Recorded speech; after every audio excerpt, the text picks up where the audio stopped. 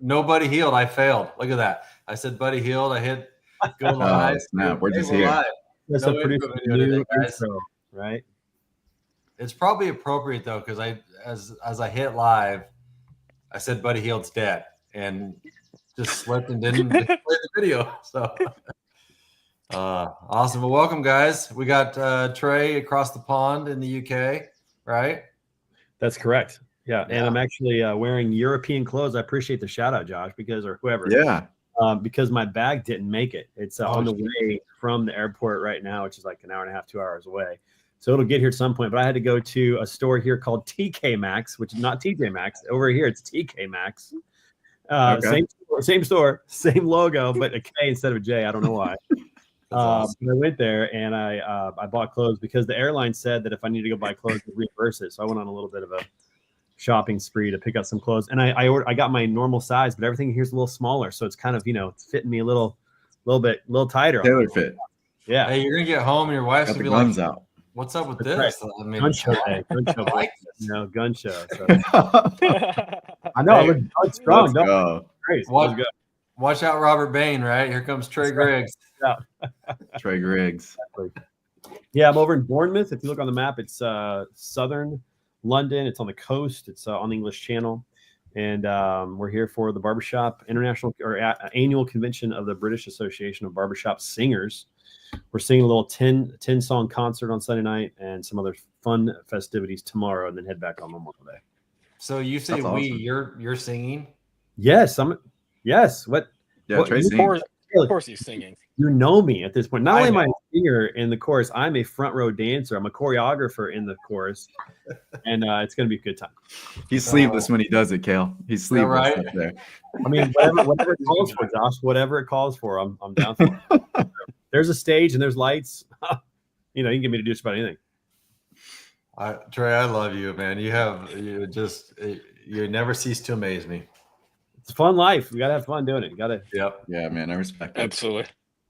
All right, brokers and basketball. So, Trey, you want to start out with your new segment? Yeah. So, it's interesting being over here, and I started flying over on Wednesday, and it's really hard to catch NBA games live in Europe, like really hard. Oh, yeah. Especially sitting in front of your computer, you got internet, and you can be streaming something like that. So I didn't get to watch game one of the Eastern Conference Finals. I didn't get to watch game two of the Western Conference Finals. So today we have a new segment called "If You Had Told Me." All right, I'm just going to throw this out there. Obviously, we know that game one for Oklahoma City and Minnesota kind of went as expected. Great shooting by OKC. I think they shot over 50% from three. I think a great defense, of course. I think 17 Minnesota turnovers. Minnesota only shot 35% from the field. I think like 29% from three. It's at home. So you would expect they would win big, and they did. They won by 36. However, if you had told me before game two that, OKC would have only gotten 17 points from their bench, that they would only have three players in double figures, that they would shoot 27% from three, that they would shoot less free throws than Minnesota at home, I would have bet strong that they would lose by 10, not win by 15. Like that actually surprised me when I looked at the stat lines of what happened there. And I think it just speaks to Oklahoma City is finding their groove. Their defense is incredible. And man, even with a poor shooting night, even with not much offensive production across the board, I mean, their whole team did not really, nobody lit it up. SGA had a good game, of course, and obviously winning the MVP got him going for game two, which is pretty cool to see. But I would have bet that would have been a close game or maybe a loss, not a 15-point win with that kind of stat line. So that kind of surprised me. But then we turn our attention to the Knicks-Pacers game one. Now this one really shocked me. If you had told me that before game one that the Knicks at home, that Brunson puts up 43 points on 25 shots, very efficient.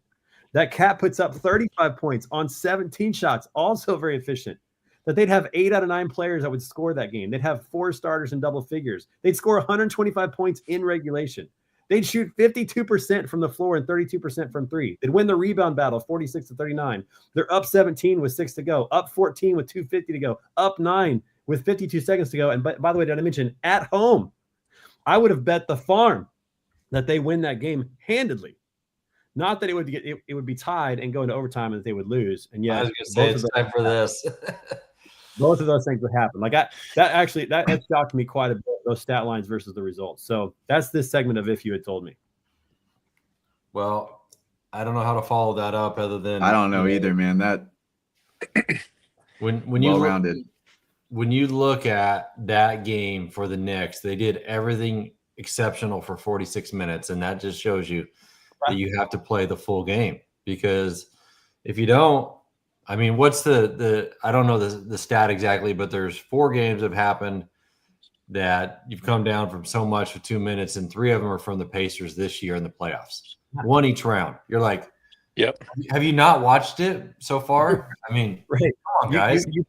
You have to put the dagger in them continually until the game is over. This reminds me of I'm not going to talk about the Chiefs today. I'm going to talk about the Royals, the Kansas City Royals of 2015. All right.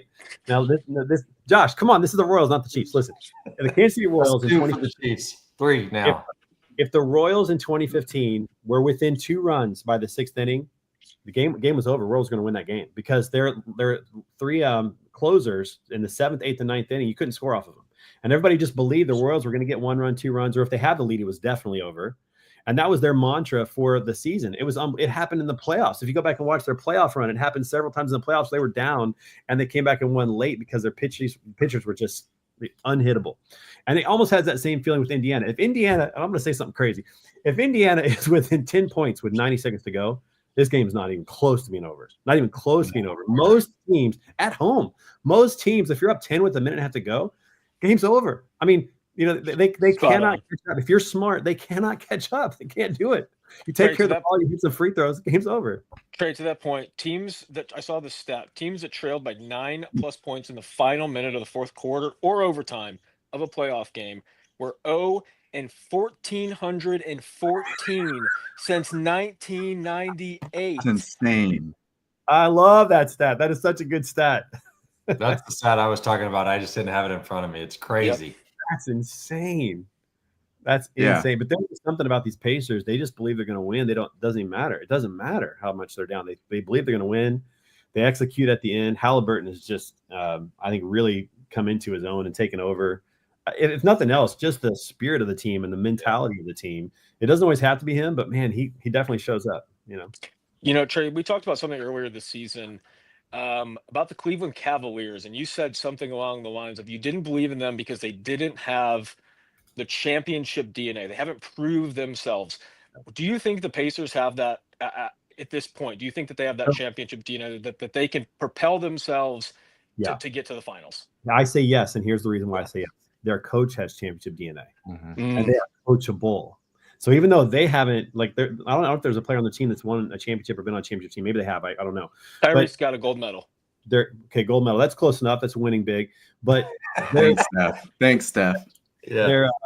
Their coach got a gold DNA, and they're coachable. And if you look at the 4 teams that are left, I actually ranked them. So if somebody made me bet right now who's going to be in the finals, obviously I think it's going to be Indy and OKC. I think they're the 1 and 2, and I'd rank them in that order right now. Indy, I'd put 1, OKC 2. I put Knicks at 3, and Minnesota at 4. And that question that you asked, Tommy, I do think they have it almost like phantom championship DNA because their coach has it, and they're listed. They're coachable. They're incredibly coachable. So even though the Knicks have Brunson, he's the clutch player of the year. They have that New York vibe. Cat's playing well, and they've got a lot going on the side. The Pacers are starting to feel inevitable. Starting to feel that way. Yeah. Yeah. I mean, obviously I picked the Knicks and I want them to win, but after game 1, I'm not real high on that because, to the stats you put earlier, they did everything great and you would have thought that they just win going away. How do you feel like you're going to win any games in Indy with that? I mean, I know they're professionals. I know it's only 1 game. We've talked about this before. It's a lot of basketball to be played in the series, but that has to be pretty demoralizing that you play that well at home and you don't get a win. They're human. I mean, they got to be thinking about Smith or Naismith. I don't know how you exactly say his name, but in the fourth quarter, 6 threes. I mean, Nashville's very own from Vandy, Aaron Naismith, baby. Yeah. I mean, that's the one thing. Like when you hear those stats about 0 and 1,400, 0 and 994, games and teams that have done this stuff.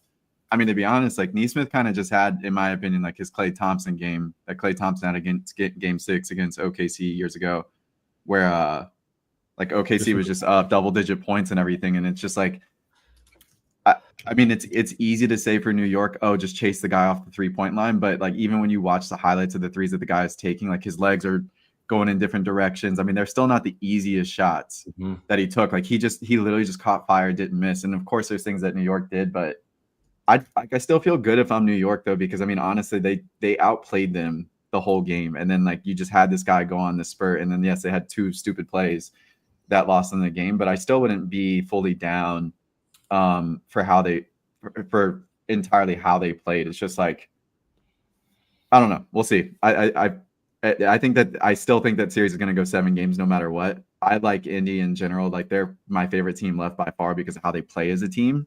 And I really like the guys that they got up and coming. I love their 3 guards with Halliburton, Nesmith, and Nembhard. I mean, all 3 of those guys are dogs, and I wish 2 of them were on Golden State. But yeah, I wouldn't panic if I'm New York at all. I don't know. You're still picking 7 games in that series? Whew. Listen, I picked 6, and I don't even think it's going to get to that. That's just my take from what I saw. And the evidence that Kale just said. He picked the Knicks, and he's like, I don't feel very good about this. Now, granted, we're not on the team. We're not professional, but I get that. But like, again, in the 7-game series, I think that this happens every time after like the first games where you're like, oh, no, like these could go, shorter series. But realistically, like had the Knicks won that game, you just like in general, people may be saying, oh, Knicks in 5, because the Knicks, like if you look at the entirety of the game, they dominated the game 95% of the game. Yeah, but I would disagree with people who think it'd be a short series because the home team wins. You expect the home team to win. It doesn't mean it's going to be a short series. But visitor team comes in and wins in spite of them playing their best. That's a statement. I get what you're saying, but like even still depth wise. So number one, Halliburton's going to have his typical game or two more games, I would say, where Halliburton has less than 20 points because like Halliburton consistently in all of his series has games where he stops getting aggressive. So I do think that that's going to happen.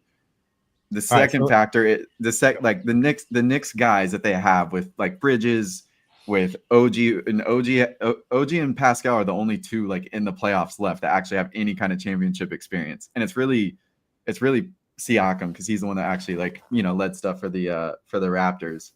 But the Knicks all in all still have like from top to bottom, in my opinion, a better overall team.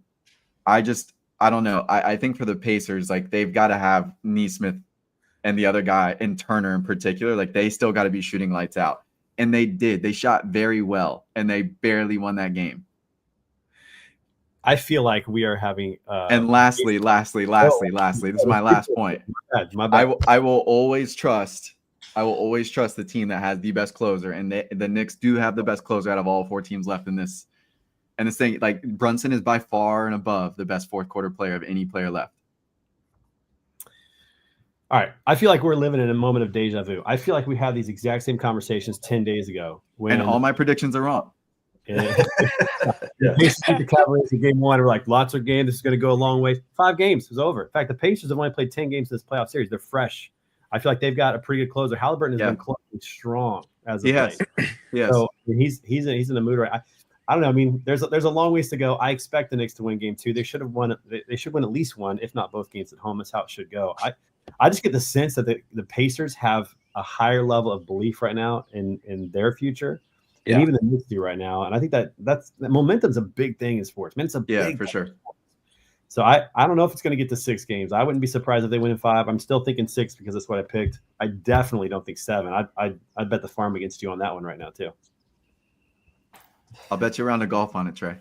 We shall make it interesting. It's yours. Nashville Bitfreighter Golf Tournament. If it goes 7 games, then I will. You got to get ice bucket. You got to get an ice bucket. I'm doing that anyways. Let's just go around golf. All right. So I'm definitely doing the ice bucket. That's the ALS thing. Up on that, but I will buy you a round of golf the day before for a Bitfreighter tournament. If it goes to 7, if it goes less than 7, it's on you.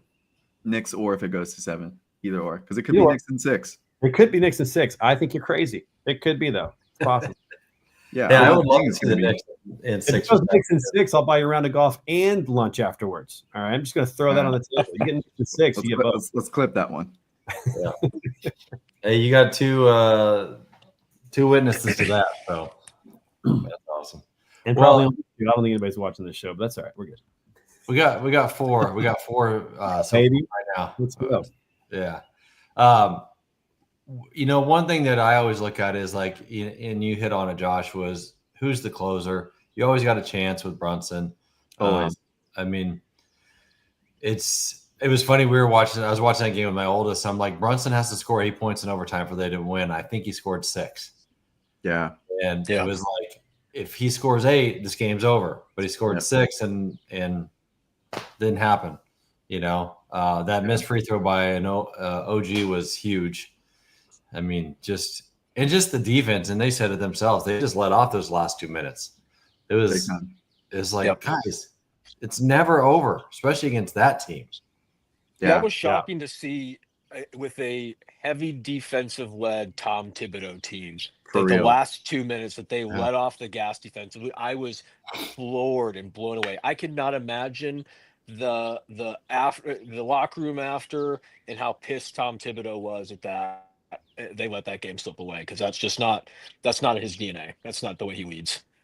Dude, that's coming from the guy that literally was just playing his guys when they were up 30 in the fourth quarter against the Celtics, and he freaking subs OG Anunoby back and up 31 in the fourth quarter. And like you just totally let your foot off the gas pedal with a 15-point lead. Like, come on, man. I mean, there's definitely some coaching involved with that. I definitely think coaching's playing a big factor in the Minnesota. I'm still not sold on Chris Finch, Minnesota's coach, man. It doesn't seem like he schemes up anything offensively. It doesn't feel like he's throwing anything at them uniquely on the defensive end.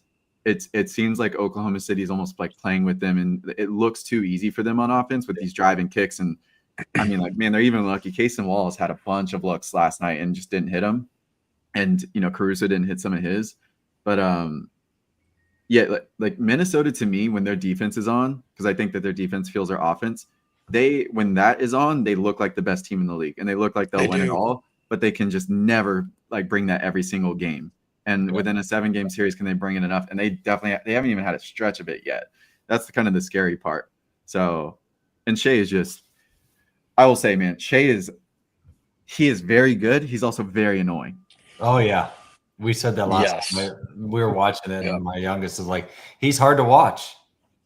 Yeah, he's so effective. Like, Jaden Daniels, McDaniel, I always call him Jaden Daniels, Jaden McDaniels. But when he pushed him to the ground, and it was just so blatant. It's like, all right, he just gave up at that point. He's like, man, I'm sick of this shit, and just like shoves him down. That was so funny. But I mean, there's also a maturity thing at that point, man. It's like you can't lose your head like that in that moment. And that to me also kind of like showed a sign of weakness a little bit, where you're hey man, I don't know, you're almost kind of folding at that point. Yeah. Well, think about the psychological edge of that play right there. Yeah. You get pushed down, you have nothing left but frustration and anger, and I don't know what else to do, so I'm just going to bully you. Like, we're on the playground. Yeah. And it actually flips on you because there's refs and there's the emotion around it. And man, if I'm SGA, I am smiling ear to ear after I get up on that one because I got you. I am an extra free throw at that. Yeah. I am living rent free in your head for the rest of this series and maybe the rest of your career now. And because all I got to do is look at you and smile, and why I'm smiling at that point. So, and if you're those guys, man, like look back at the LeBron years and how many guys, it's the same with Jordan too. Like how many guys don't have rings because of guys like Jordan and LeBron. At this point, SGA is still only going to get better, which is a little scary. Yes. And we've seen a lot of these guys actually get better as shooters in their career. Like LeBron's gotten better as a shooter. Kawhi's gotten better as a shooter. All these guys have gotten better as like their careers gone on. Embiid, and I would say you can anticipate the same with Shai, but it may become one of those situations where like you got to go through Shai, and Jaden and Ant should be like, they have to be up for that challenge. Like they have to figure out a way, because it felt like an easy 35 or whatever he got last night. I mean, he was getting into 30 at the end of the third quarter. Yeah. And I mean, dude, like Ant's the one guy I wanted to talk about on this one because I love Ant. He's from Atlanta. So like, he's definitely my guy. He's hilarious. He's got the charisma. He's got, the Jordan hoop earrings in and all this kind of stuff. And he's talked about in this whole positive light, everybody wants him to be the face, but that first game, he got his little bit of slander for the second half because he only put up like one shot in the fourth quarter, which is unacceptable. But But at a certain point, it's like he's got to be held accountable to what everybody else does with these other guys to show up. And he did a good job in this first half of like taking a lot of shots, but at the same time, were they the right shots? He's shooting a ton of threes right now. And against Golden State, the thing that works so well for him, that's really hard to stop. He's got this ability to slash to the basket that is Jordan-esque, where like he can just step in between guys. It's not even like, I don't even know if it's a Euro. It's like a side step. Yeah. You know, he's already at the rim on his first step off of 1 foot. I mean, it's insane. But yeah, man, like you kind of want to see him do something about Shea. And I don't know, man, like you're losing the battle big time. Not even by a little, but like big. Yeah. All right, listen, I got 3 things I got to bring up. First of all, where is Tommy Werding's logo? He's ahead right now in the playoffs. He's got 1 point. Where's that? You know, Kale's great up there. I don't even know if I have his logo. Nobody healed intro, no logo. You got to take care of the guy. I mean, Tommy, send me the logo. He currently Kale's over here talking about IT problems. I know. I was distracted. He's got 30 playoffs. I'm at 29. Kale's at 23. Josh at 18. And so we need to get his logo up there.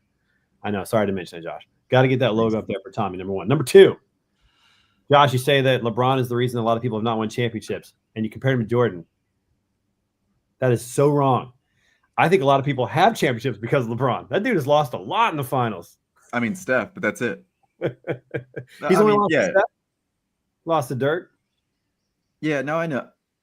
But there's still a lot of guys that don't have you know what I'm saying. I get it. Go ahead, Trey. Go ahead. Keep going. And then final, number 3. All right. Listen, we talk about how Brunson's such a great closer, but listen, I'm just looking back on this. I didn't get to watch the game.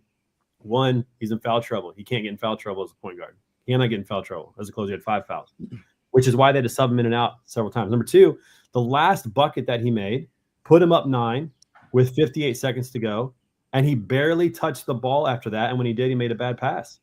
Like, I mean, you get in that situation with a team you know can come back and win, and the pressure is something else. I mean, Brunson did not play great based upon the stats. I didn't watch it based upon the stats in the last minute of regulation. He's in foul trouble. He didn't have the ball in his hands. That's a problem. Like, if he's a great closer, that's true. I agree. But if he doesn't have the ball, it doesn't matter. And that's a major problem. I think that, a lot of that, it goes back to a little bit of coaching. Maybe there were other situations where a coach maybe needed to give him a rest early in the game if he was getting close to foul trouble or whatever was going on with that. But, like, that's crazy that the best player for the Knicks, the closer, his last bucket was a minute to go, and he didn't shoot any free throws, which means he didn't have the ball because they were fouling, but they weren't fouling Brunson. If you're a coach, the only person that touches that ball is the guy who you know is going to make the buckets at the end. Nobody else. Nobody else touches the ball. He gets the ball. And so I think we got, there we go. There's the logo, Tommy. But I think you go back to that and say, and even moved it around. See, Kale, you got this IT thing down. But you go back to that and you say, like, if that's how the Knicks are going to play the last minute of a game at home with a team they know can come back, and Brunson's not the one taking the free throws, to me, that's a major coaching error. That's a major problem. Yeah. Well, I would say I was watching the game. I'm trying to think back why he wasn't touching the ball. I'm not going to lie. I cut the game off because I thought the game was over. And then my phone started blowing up. Before overtime? I turned it back on right before Halliburton hit his lucky freaking drop shot. That was so lucky, man. Yeah. But he shouldn't even been in that situation for luck to matter. That's the thing. If you're up 9 with a minute to go, they shouldn't have a shot to tie it or win it. They were up more than that with, I don't know, it was like, I think I shut it off with like 2 minutes left or something like that. They were up 15.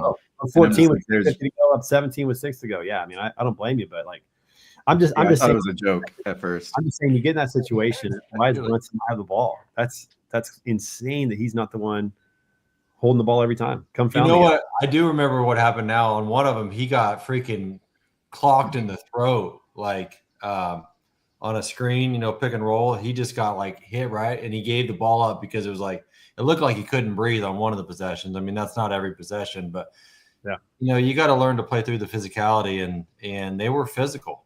And they were out on the perimeter. They were not calling fouls at all. Once Jalen drove, he was getting the calls. But as far as out on the perimeter, they were letting a lot go in that game, which is fine. I'm a fan of that because it's the playoffs. Yeah. That's been the mantra of the playoffs. I mean, the whole playoff, they should be ready at this point for that. They should know you got to be strong with the ball. They're not going to call ticky-tack fouls like they do in the regular season. I know that I forget when it was, but Cat got called for, he did the lean on a screen. It's like you didn't need to do that extra lean, and it's like you just got to stand there, take it, and your guards got to fight off of it. Figure out, maybe you reject the screen once in a while, just change it up. It's like you can't just stand there every time as the big guy. It's like roll, do a pick and pop, slip the screen, give them different looks because your guard is the one that's taking all the brunt of that if you don't do anything different, because they're going to hedge so hard on that, which they were doing. And if there's no other threat, you're going to keep doing it.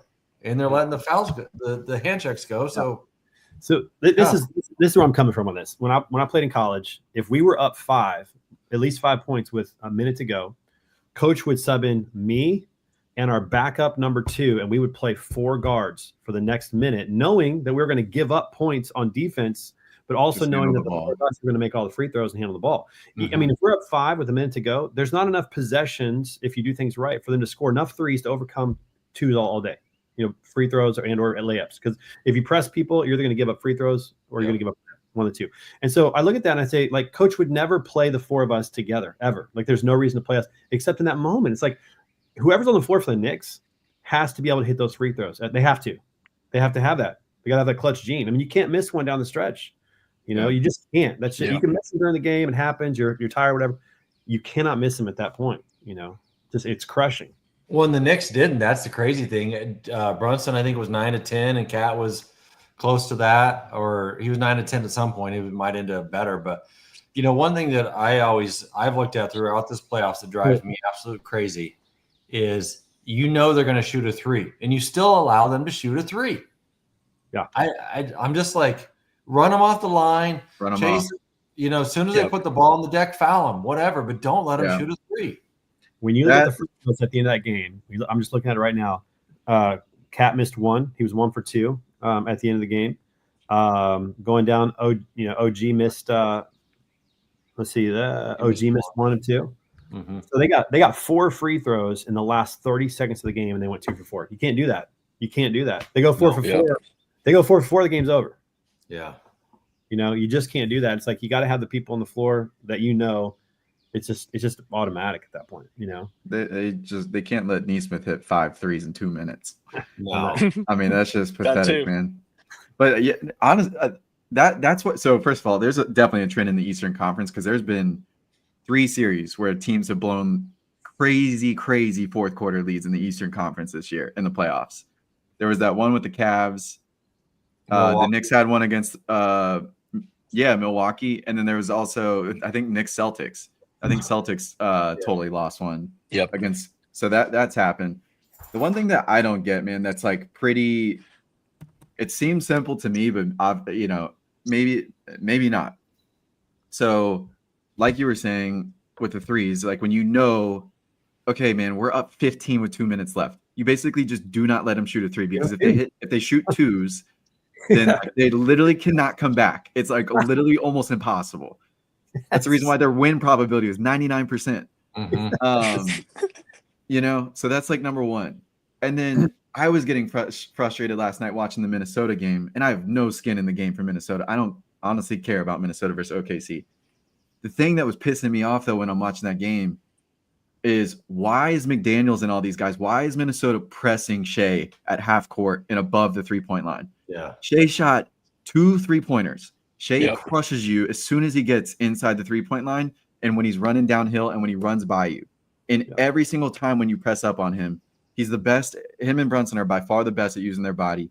And it just it literally irks me to no beyond when I watch that because I'm like, it's not Steph Curry, dude. Like with Steph, of course, you got to play Steph out there. But with Shea's not pulling up from the logo, dude. Like, when have we seen Shea just go Dame Lillard, Steph Curry on people and actually just absolutely beat you that way? He beats you in the paint. He gets in the paint. He either gets his body into you, gets to the line, gets his fadeaway jumper, or he kicks it out wide open to somebody to knock down a 3. But why is he being pressed at half court when he's quicker than everybody else on the court and he's the best in the NBA at using his body? It literally is why- what got him the MVP. Blows my mind. Dude, he's 1 for 6 on threes in the playoff series so far. 1 for 6, and you're pressing him. Like whoever's guarding him should be like have his heels on the 3-point line or inside. Make him shoot 10 threes. Yeah. Make him shoot from 25, 30 feet. Just make him shoot those. Give them to him.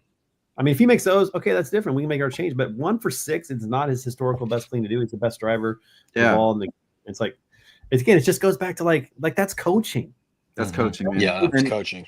And dude, Like you do that twice in a game, and the coach says no more, or put somebody else on who's not going to do that, and yet they kept doing that. Like again, I just goes. That's why again I go back to what you said, Tommy. I think that Indianapolis has a championship DNA because they're coach and because they are coachable. It's almost like it's transferable at this point compared to anybody else who's out there right now. I just love Indiana's offense. I've watched a shocking number of Minnesota games this year because I love Ant. A trend that I've noticed just throughout the year is some of these weird losses they've had and these blown games. It comes down to Chris Finch not being able to adjust his game plan.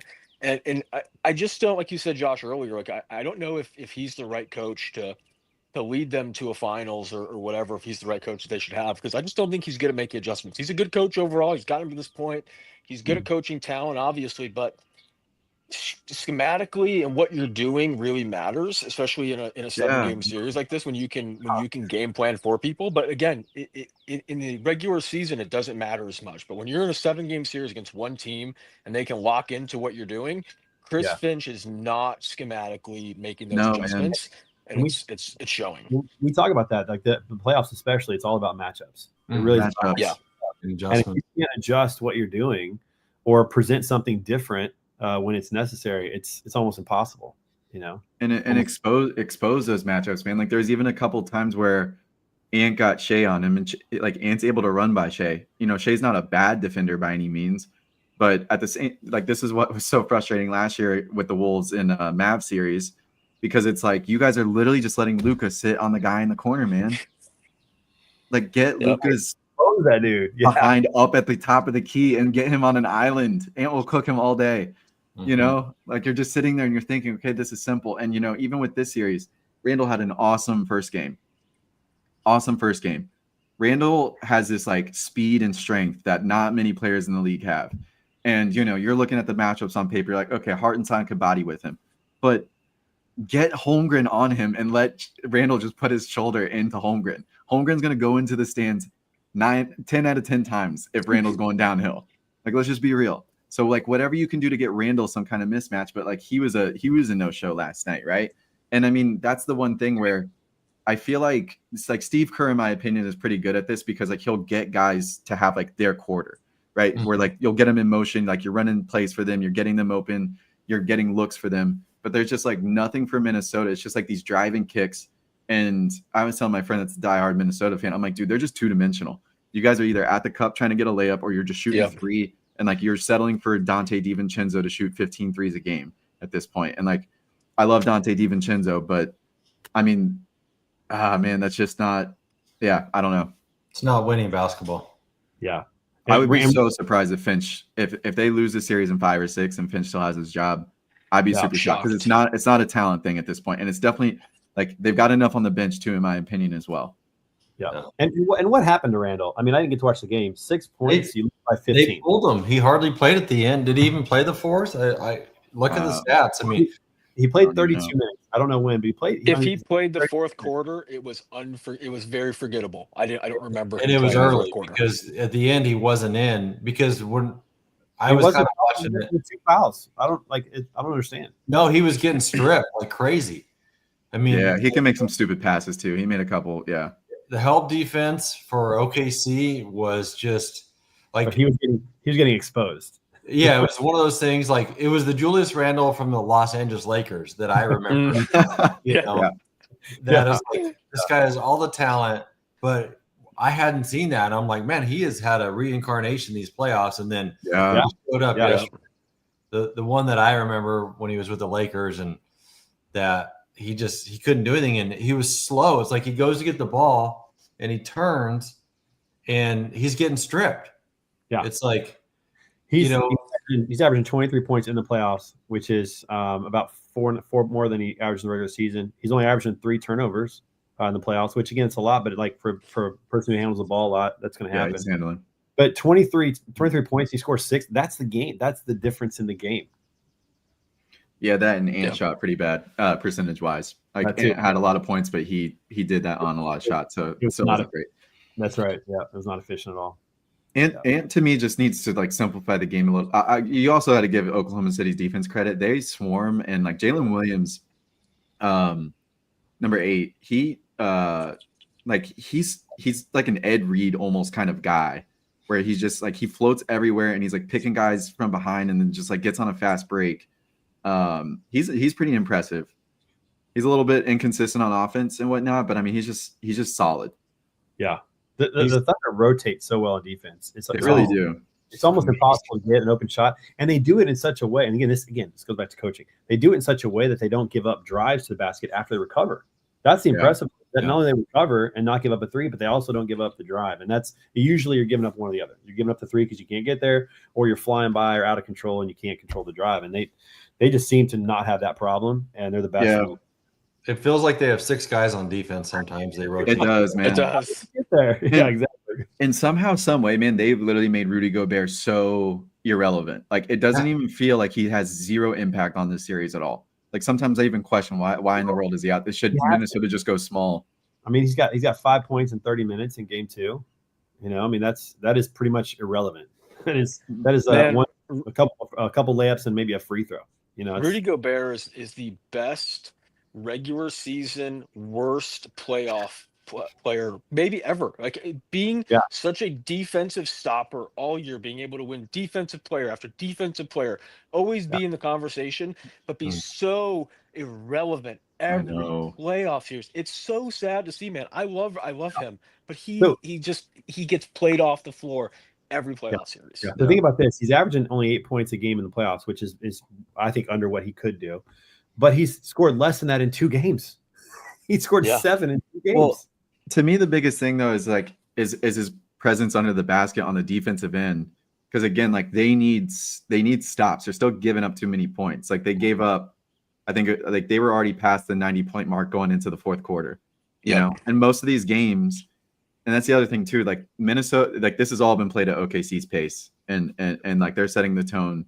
And Minnesota hasn't done anything to help with that. But like when you're giving up 90 points in 3 quarters, and you're the 4-time defensive player of the year, I mean, dude, like you've got to have a bigger impact in the paint somehow, some way. Like that's the biggest thing. That's why I think Anthony Davis is so good, and I picked the Mavs to beat the Oklahoma City Thunder. But it's like you literally watch him, and guys are playing scared to go into the paint, you know. And right now, it's just I don't know. It feels too easy for OKC. Well, the thing about OKC too is that a lot of times when you see people drive to the basket, they get kind of tunnel vision on just scoring. Yeah. And OKC, one of the big differences I've seen is that they are great passers inside in the interior. Very good. Drive to the basket, guy comes to help you, and you throw an alley-oop, you drop it off. They don't care who scores, and that puts somebody like Rudy Gobert, makes him completely ineffective because he comes over to stop or to block a shot, and you either jump it off or throw an alley-oop.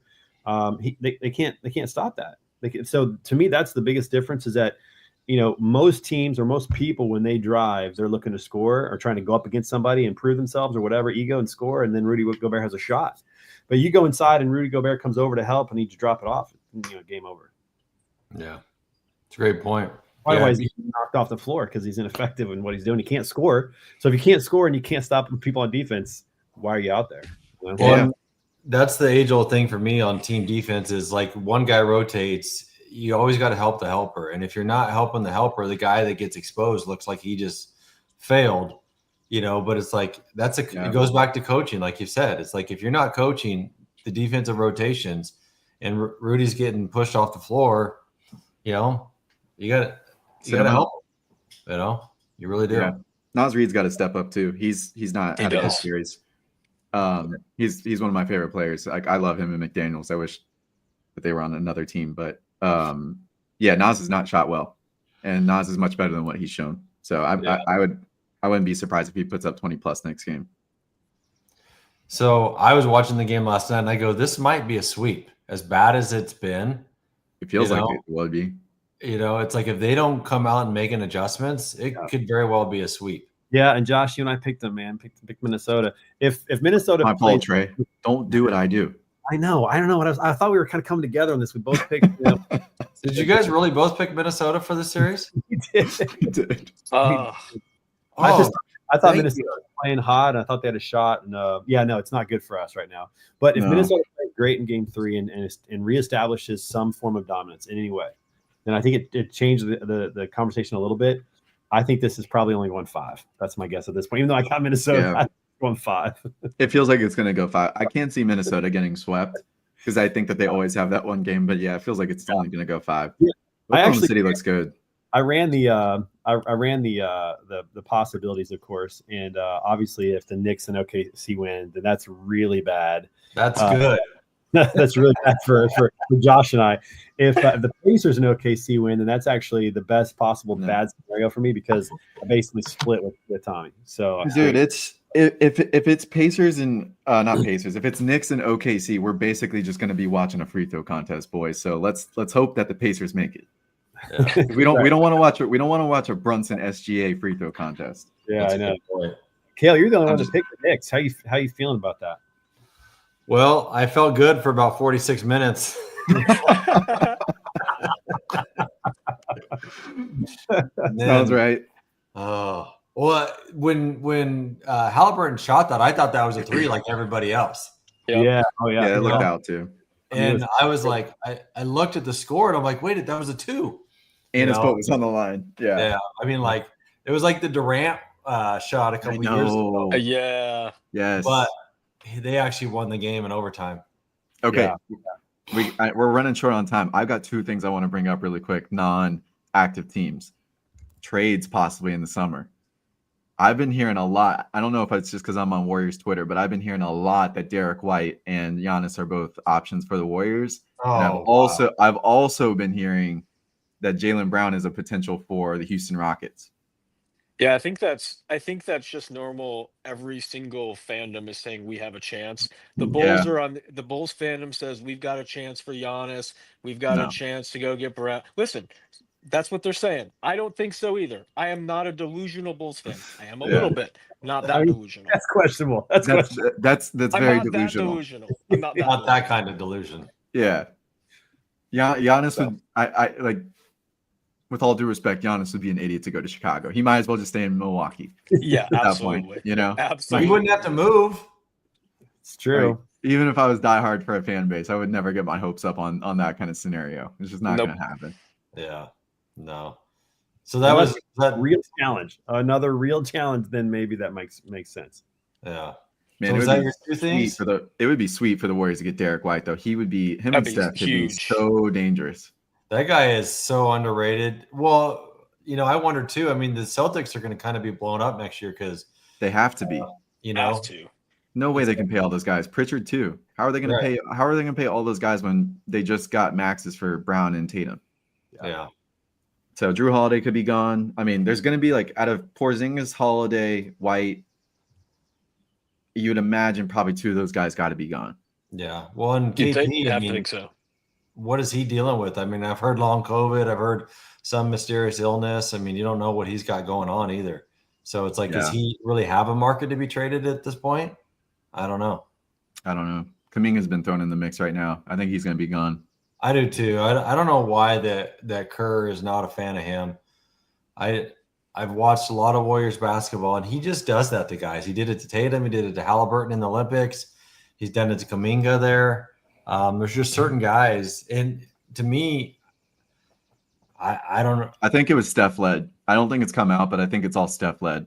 Like there's been multiple things with Kuminga and Buddy Hield where when they're making stupid decisions on offense and Steph's not involved or they're looking off Steph or like whatever the case is, there's been a couple things that have come out on that. So I actually think that's a little bit of what it is. Could be.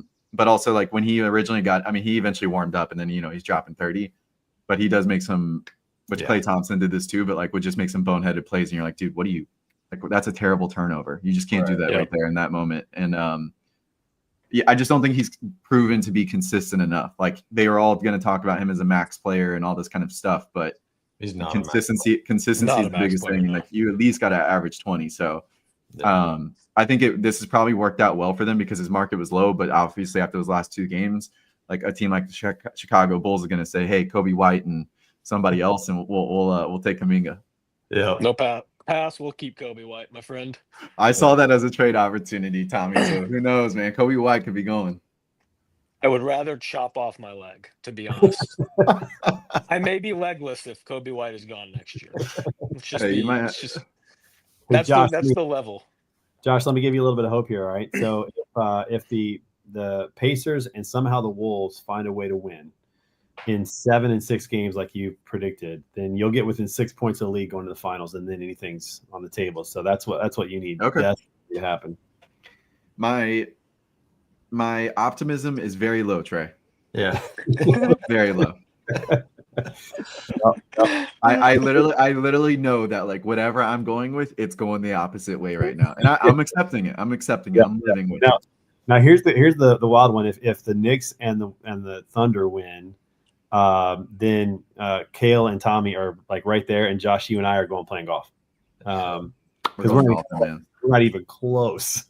So, this could stay kind of a tightened race, or it could just completely go wide open, and That's the whole reason I picked the Knicks, because I'm like, I have to like do something a little bit different. And I thought about the Wolves, but I'm like, OKC has not faltered at all. And I was right there with you guys. I almost went Wolves, but luckily I didn't so far. Yeah, it's a good pick. Looks like a good pick right now. Yeah. You guys don't want to double down, Josh, on yours and I's mistake from the last round and say the Wolves are going to come back from 0-2. I'm not even going to make any comments on this stuff right now. I'm going to talk coaching. I'm going to stick with coaching conversations. I feel like we have dismissed that entire part of the argument, and maybe it's because I think Kale's like, I think we're skipping this week. We can't get together. Yeah, we need the time to go by so you guys forget about it. We could talk about Halliburton, the comeback, and let's not even worry about those comebacks. Yeah. We did. For a while, I'm sure it was a good time for a while. But Josh and I both shocked, man. I'm so shocked. This has been such like I even had a side bet with one of my friends, Casey Shed from Carrier Hawk, because he bet me before the playoffs, and he's like, "Hey, round of golf, I've got Cavs Celtics to win it all. If one of them wins it, you get the field." And I was like, "Cool, I'll take the field."